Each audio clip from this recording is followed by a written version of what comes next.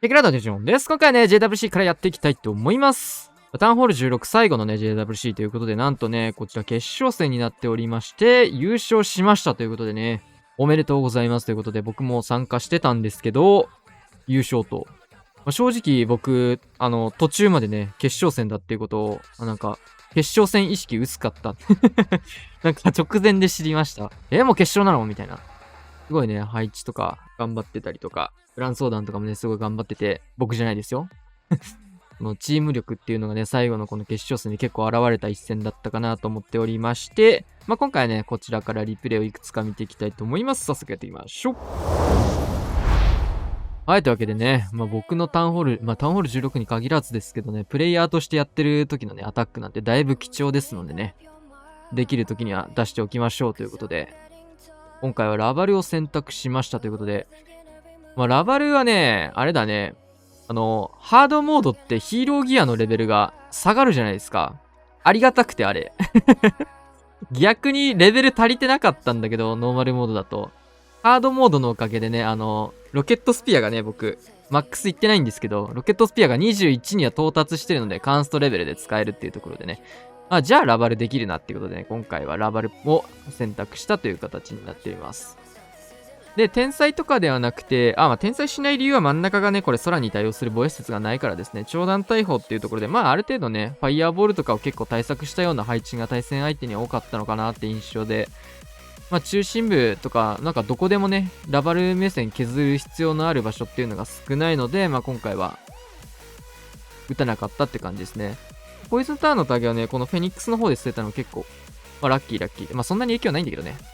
で、9時の方はラバルプラスのコウモリですね。シングル IT と対空砲っていうところで、単体の施設が多いところなので、コウモリで一瞬タゲを取って、ここ呪文なしで、コウモリは使ったんですけど、簡単に突破することができて、タウンホールに関しては突撃艦ケア。ちょっとバルーンね、9時が奥当てすぎたかな。ここまで余裕ある。ある程度ちょっとね、余裕があるような展開をしようと思ってたんで、こうやってモノリスのところまでね、ケアできるからいいかなっていうところと、で、ロイヤルチャンピオン展開で、ロイヤルチャンピオンね、これなんで俺ホグ人形にしちゃったんだろうって攻めながら思ってて、ホグ人形だからな、初手で打つの違うなとか思って、だいぶ近づいてから打ちました。ブーメランにするべきでしたね、これ。ブーメラン、なんだっけロケットスピアだったら、初手能力解放のね、遠くから打つみたいなことができて、それでよかったなって。結果ね、天才とか、他にね、初手で呪文を積むことのをね、してなかったので、めちゃめちゃ余りましたということでね。で、一応アイゴレを端っこに寄せつつ、残ったユニットとかで回収してのフィニッシュというような形ですね。ラバルが強いっていうのは、フィンランドに行った時にクラウスのレジェンドリーグのアタックをね、横で見てたっていうところの経験からで、タウンホール16でラバルやったの初めてかもしれません、僕これ。初ラバルかも。はい、というわけで続けてガクと。大盛りが入ったルートライダー編成っていうので、なかなか面白いですね。5レ立てしつつっていうところからスタートですね。16もね、このハードモードっていうのがね、最後に登場して、で、バランス調整も最後の方に急に入ってというところでね、ある程度、ユニットの編成バランスみたいなのも結構良くなって、いろんなユニットが使われるようになりましたよね。ルートライダー一辺倒で、ルートライダーだけやっとけばよかったみたいな時代も終わりまして、それでもスパネクとかファイヤーボール系の戦術っていうところではかなり多く、ルートライダーもまだまだ使われてるんですけど、ロケットボール、ロケットスピアが強いよっていうところだったりとか、いろいろね、流行り廃りはあるけど、いろいろ最後になって面白くなったなっていうのがタウンホール16でしたね。で今回はね、両サイドを、クイーンと10日弊社で大きく削って、中心部をルートライダー、そしてここから来ましたね、コウモリパート。タウンホール、マルチ IT、ポイズンターと固まってるところに対して、これはおそらく、緑の呪文が落とされていくと、落とされてきました。オーバーグローでこのタウンホール隠すことで、単体施設しか実はもうなくなっていると。で、唯一の範囲ダメージの攻撃、あるね、ウィズ島の方をバーバリアンでケアして終わりですね。そうするとタウンホール以外のね、このオーバーグローにかけたところ以外はコウモリだけで破壊することができてっていう状況を作り出すことができて、ガクは昔からそうなんですけどね、コウモリが刺さる配置には結構積極採用してたり、そういう時代もあったりして、コウモリは資源系の施設なんでタウンホールへの攻撃は半減しちゃうっていうところなんですけど、これはね、綺麗に刺さったいいアタックかなと思いますね。さあ続けてもう一本、こちらは世界大会でもね、ちょっと使われた編成なんですけど、ルートライダーじゃなくて、エレクトロタイタン編成ですね。タイタン編成一直線のやつですね、これね。ロイヤルチャンピオン、これ10日弊社タゲられてるな。10日弊社が初手でちょっとタゲられてるミスはありましたが、この世界大会でナビもね、実際に使われて、うわ、そんな戦術あるんだみたいなのが結構僕とかがね、ケイスケさんの方では強いね、これ止まらないねみたいな話をした戦術なんですけど、このアタックね、めちゃくちゃ強かったですね。クイーン短期でね、9時から6時の方流していくんですけど、しっかりここもね、ハードモードにもかかわらず、で、自分でちゃんとクロック打ってるのもいいですね。長弾大砲結構火力も高いところなので、自分から打ちつつ、中央部分にジャンプ進めていって、ここですね、クエイクブーツ。ちょっとこのフリーズね、クイーンかかってる方にクロスボウがかけれればより良かったかなというところなんですけど、ちょっとタウンホールへのね、道開けたのに誰も行ってくんないですね。で、援軍がなんとね、とんでもなく細かい援軍が出てきてしまいます。まあ、初見アタックだったので、ここまで細かい援軍が入ってるとは思わなかったんでしょう。ポイズンがないのでね、ちょっと苦戦してしまうと。かつ、エレクトロタイタン編成なんでね、タイタンの方で援軍据えればそれはそれで美味しいよね、みたいなところでもあったので、最終的にはこの感じでね、タイタンの方に援軍が寄ってくれてっていう処理になるんですが、まだまだ呪文が残っているような状況で、ルート作りがうまかったっすよね、これもね。で、呪文もしっかり余っているっていうところで、ラストはこの形でフィニッシュという流れでした。バーサス。続けて見ていきましょう。JWC って結構ね、安定感のある攻めみたいなのも、とかなぞりやすい攻めっていうのも結構評価対象からして結構高くて 5V5 とかだと一発勝負なんでね、そのまま終わりなんですけど JWC って、出てない方知らないと思うんですけどオーバーキルっていうルールがありまして、基本的にはパーフェクト同士になることがねやっぱりタウンホール16の環境上多かったんで、パーフェクト同士の時って引き分けになっちゃうじゃないですか。その後の勝負の決め方として、全開になったところもさらに全開で上乗せして、どれだけ全開が取れたかみたいな、そういう次元の勝負になっちゃってて、今。結果的にはだから、一度全開取ったところでももう一回攻める必要があるんですよね。そうなった時に、同じ攻めでもう一回初見の人の攻めをなぞって秘書権もね、全開が取れるかみたいなの攻めの安定感みたいなところは結構大事になってくるので、今のガクの1本目とかはね、ポイズン持ってくだけでいい、余力もレイジーインビジブルとねあったっていうところでね、初見アタックとして安定感ありつつなぞりやすいっていうのはね、結構このルールにおいても非常に強いルールという攻めだったかなというところですね。さあここはアンベイロさん、大森採用のちょっとタイタンというところで結構似たような感じですね。中心部の方はこうやってね、ジャンププラスのキングクエイクブーツっていうところを進めていくのが基本的にはこの戦術強いところで、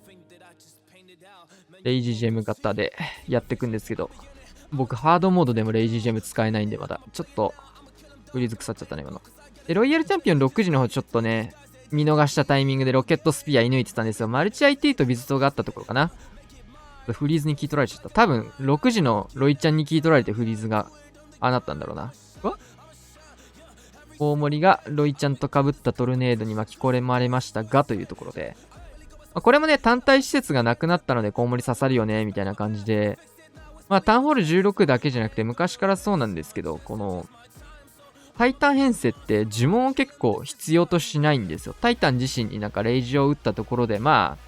っちかっていうとヒーラー、タイタンを回復してるヒーラーには意味があるけど、そんなに積極的に呪文を使うユニットではないというところで、呪文余がりがちなので、天才とかコウモリとかと合わせやすかったりしますね。ちょっとここで1本ね、対戦相手のアタックを見ていこうかなと思うんですけど、ヤッターくんですね。ナビにで世界大会で出てたヤッターくんも対戦相手にいたというところで、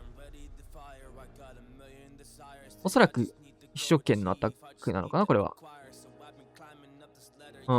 ぽいですね。いろいろ的確にテスラチェックや罠を排除していきました。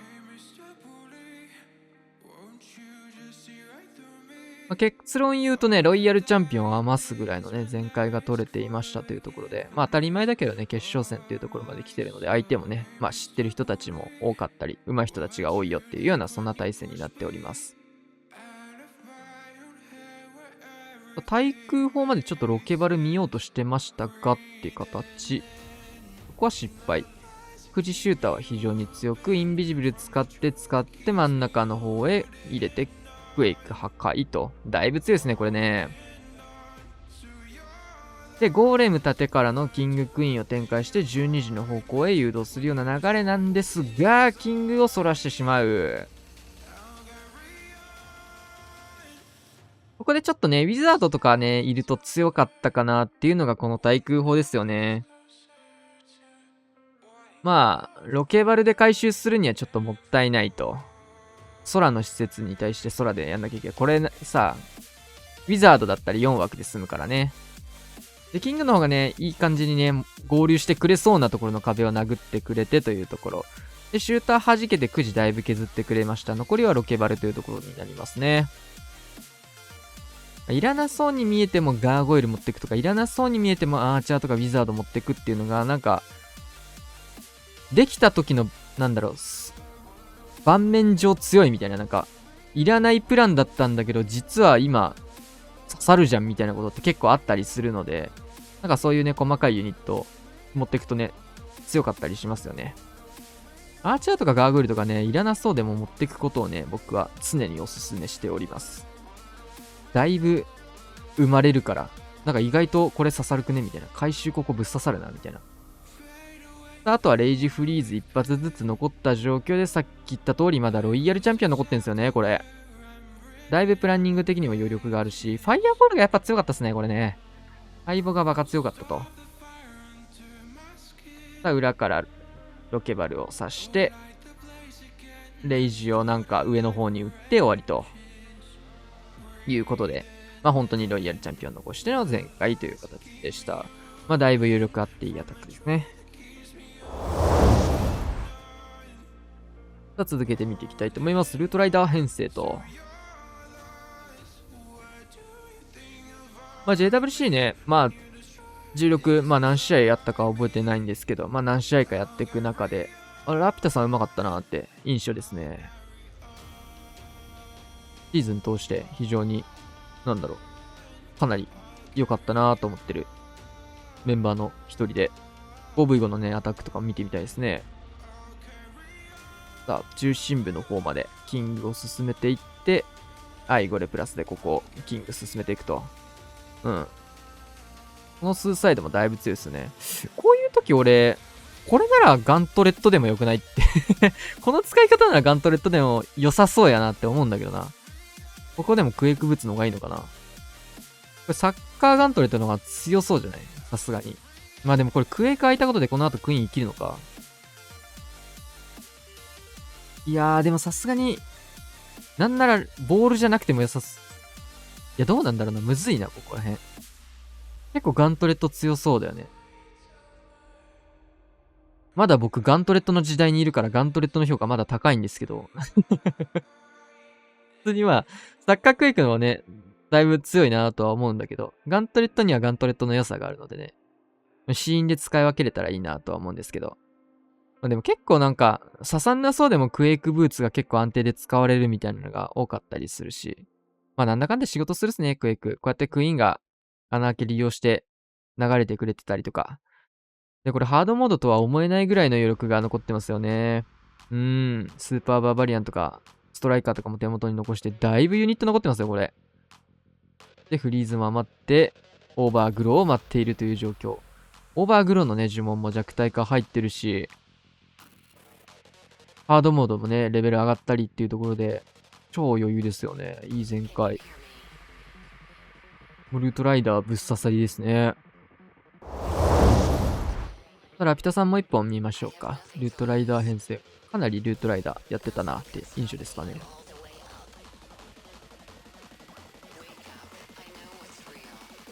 まあ、若いかどうかわかんないんですけど、なんか若そうだなって印象があって、なんかクラクラのね、日本のプレイヤーの方々もなんかどんどん若い人たちがね、定期的に出てきて、すごいっすよね。なんか新規で若いね、大学生とかがね、それぐらいの子が入ってくるの嬉しいですよね。年齢層高めの層から神の見物を完全にしてるんですけど、なんかね、僕らの時代のクラクラって結構、まあもう全盛期で学生時代、もうほぼゲームやったことない人ですらクラクラ知ってたり、ちょっと昔やったことありますみたいな人多いんだけど、今っていろいろゲーム選べる中で、その中で若い子がクラクラを選んで入ってくるっていうのがね、しかも、パンストのタウンホールなんてもう、だいぶ遠いですからね。何きっかけに入ってくるのっていうこっちが不思議になるような、そんな環境かなって思うんだけど、それでもやっぱ、続けてね、出てくる若い子、やっぱ上手い人多いっすね。僕のね、メンバーにも一人若くて上手い子が入ってきたんですけど、まあそういったなんか、ね、将来有望な上手い子たちとかね、集めてね、5V5 なんかチームプロデュースとかね、してみたよね。合算してね。楽しそうだよね。今回はオーバーグロ2枚型というところで、12時はペッカ見て、大工の方にバーバリアン刺したりとか、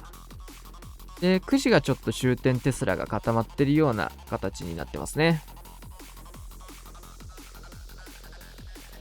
オーバーグロさらに。ポイズンタワー先打ち。まあこれどっちでもよかったんですけど、ジモンタワーって結構解除主力なんでね、オーバーグロー、これは出させてからのオーバーグローっていうのは非常に良かったんじゃないかなっていうところ。で、呪文もたくさん余ってるので、レイジフリーズ3発。この辺やっぱバルキリーが生き残ってるとリクスケ固まっててもね、意味がないっていうところで、これも圧倒的全開ですよね。弱体化入ったルートライダー、編成、ね、こんなに余裕で余力があって展開できるのってなかなかいないんじゃないかなって。マジで強いっすよね。まあ、今回の2本だけでも、だいぶ、ね、プレイヤースキルが見えますよね。まあ、最後にね、まあ我らがリーダーのアタックでも見ていきますか。パネク編成、ファイボ型っていう形で。まあ、スーパーネクロの時のファイヤーボールって結構奥まで飛ばさなくてもいいっていうことが良くて、結構呪文もね、そうするとそんなに多く使わなくていいっていうところでね。こんな感じ。まあ、ロイヤルチャンピオンにもダメージが入りつつ一区画削れて、まあ、71点才をね、まあ、結構自由な形で打てたよね、ぐらいのファイヤーボール。まあ、これで十分なんですよね。ルートが綺麗に削れましたというところで、ちょっとストライカーは届くまでにって感じだったか。被ったのかと思ったけど、そんな即死で死ぬ攻撃ないからな。で、上から10日弊社プラスのクイーンを使って、ベビードラとかもサイドカット使ってますね。穴ケイソ。2層目はちょっと祭壇につられ、3層とタウンホールに向けていきます。